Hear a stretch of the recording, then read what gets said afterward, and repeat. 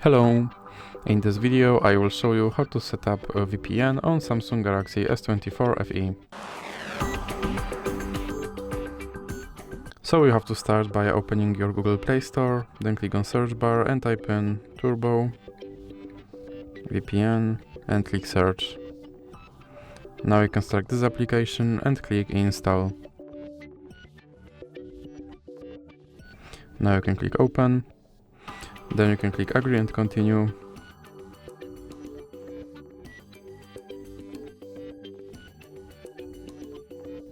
And now you can close this ad.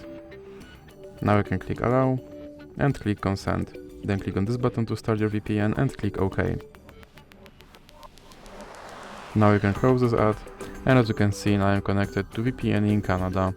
So that is for this video. If you liked it, please remember to leave like and subscribe.